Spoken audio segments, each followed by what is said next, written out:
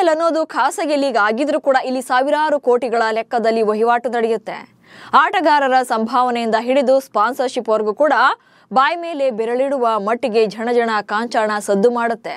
2026ರ IPLಗೆ ಈಗಾಗಲೇ trade window open ಆಗಿದ್ದು, ಫ್ರಾಂಚೈಸಿಗಳಲ್ಲಿ ಯಾರನ್ನ ಖರೀದಿ ಮಾಡಬೇಕು, ಯಾರನ್ನ ರಿಲೀಸ್ ಮಾಡಬೇಕು ಎನ್ನುವಂತ ಲೆಕ್ಕಾಚಾರಗಳು ಕೂಡ ಜೋರಾಗಿವೆ. ಟ್ರೇಡ್ ವಿಂಡೋ ಮೂಲಕ ಅತಿ ಹೆಚ್ಚು ಸಂಭಾವನೆ ಪಡೆದು ತಂಡಗಳನ್ನು ಸೇರಿದ ಆಟಗಾರರ ಬಗ್ಗೆ ಈ ವಿಡಿಯೋದಲ್ಲಿ ಮಾಹಿತಿಯನ್ನು ಕೊಡ್ತೇನೆ. ನಾನು ಶಾಂತ. ನೀವು ಸುದ್ದಿಯಾನದ ಸಬ್ಸ್ಕ್ರೈಬರ್ ಆಗೋದಕ್ಕೆ ಮರಿಬೇಡಿ. 18 ಸೀಸನ್ಗಳನ್ನು ಯಶಸ್ವಿಯಾಗಿ ಮುಗಿಸಿ 19ನೇ ಆವೃತ್ತಿ ಅಂತ ಹೊರಟಿರುವಂತ ಇಂಡಿಯನ್ ಪ್ರೀಮಿಯರ್ ಲೀಗ್ ದೊಡ್ಡ ವಹಿವಾಟುಗಳನ್ನು ನಡೆಸಿದೆ. ಆಟಗಾರರ ಎಕ್ಸ್ಚೇಂಜ್ ಅಥವಾ ಖರೀದಿ ಮೂಲಕವೇ ತಂಡಗಳ ಸ್ಟ್ರೆಂತ್ ಅನ್ನು ಹೆಚ್ಚಿಸಿಕೊಂಡಿವೆ. ಈ ಸಲ ಕೂಡ ಕೆಲ ತಂಡಗಳ ನಡುವೆ ಈಗಾಗಲೇ ಡೀಲ್ ಸ್ಟಾರ್ಟ್ ಆಗಿದೆ. ಅದರಲ್ಲೂ ಕೋಲ್ಕತಾ ನೈಟ್ ರೈಡರ್ಸ್ ಮತ್ತು ಚೆನ್ನೈ ಸೂಪರ್ ಕಿಂಗ್ಸ್ ತಂಡಗಳು ಈ ಲಿಸ್ಟ್ ನಲ್ಲಿ ಮುಂಚೂಣಿಯಲ್ಲಿವೆ.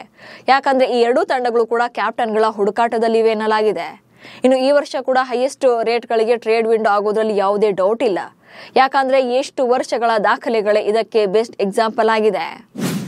2024ರ IPL ಸೀಸನ್ ಟೈಮಲ್ಲಿ ಹಾರ್ದಿಕ್ ಪಾಂಡ್ಯ ವಿಚಾರವೇ ಹಾಟ್ ಟಾಪಿಕ್ ಆಗಿತ್ತು.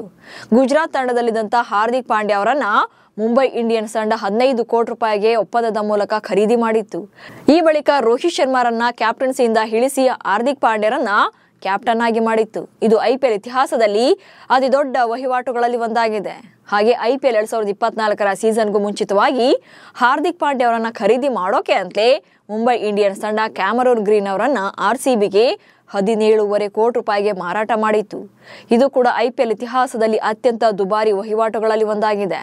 ಇನ್ನು ಕೋಲ್ಕತಾ ನೈಟ್ ರೈಡರ್ಸ್ ತಂಡ ಶಾರ್ದುಲ್ ಠಾಕೂರ್ ಅವರನ್ನ 2023ರ ಬಳಿಕ ಡೆಲ್ಲಿ ಕ್ಯಾಪಿಟಲ್ಸ್ ನಿಂದ 10.75 ಕೋಟಿ ರೂಪಾಯಿ ನೀಡಿ ಖರೀದಿ ಮಾಡಿತ್ತು.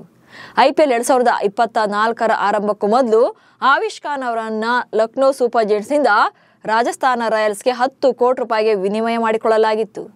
ಇನ್ನು IPL 2021ರ ಸೀಸನ್ಗೂ ಮುಂಚಿತವಾಗಿ Royal Challengers Bengaluru franchise Delhi Capitals ನಲ್ಲಿದ್ದಂತ ಹರ್ಷಲ್ ಪಟೇಲ್ ಮತ್ತು ಡೇನಿಯಲ್ ಸ್ಯಾಮ್ಸ್ ಅವರನ್ನ ಖರೀದಿ ಮಾಡಿದ್ರು. ಇನ್ನು IPL 2020ರ ಸೀಸನ್ಗೂ ಮುಂಚಿತವಾಗಿ ಡೆಲ್ಲಿ ಕ್ಯಾಪಿಟಲ್ಸ್ ತಂಡ ಟ್ರೆಂಟ್ ಬೋಲ್ಟ್ ಅವರನ್ನ ಮುಂಬೈ ಇಂಡಿಯನ್ಸ್ ತಂಡಕ್ಕೆ 3.2 ಕೋಟಿ ರೂಪಾಯಿ ನೀಡಿ ಒಪ್ಪಂದ ಮಾಡಿಕೊಂಡಿತ್ತು.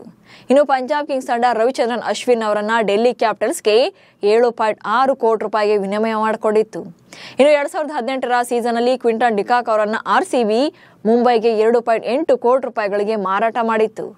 ಹೀಗೆ ಮೆಗಾ ಹರಾಜು ಮಾತ್ರ ಅಲ್ಲದೆ ಟ್ರೇಡ್ ವಿಂಡೋನಲ್ಲೂ ಕೂಡ ಬಿಗ್ ಡೀಲ್ಗಳೇ ನಡೀತವೆ. ಅದರಲ್ಲೂ ಈ ಬಾರಿ ದೊಡ್ಡ ಹೆಸರುಗಳೇ ಕೇಳಿ ಬರ್ತಾ ಇವೆ.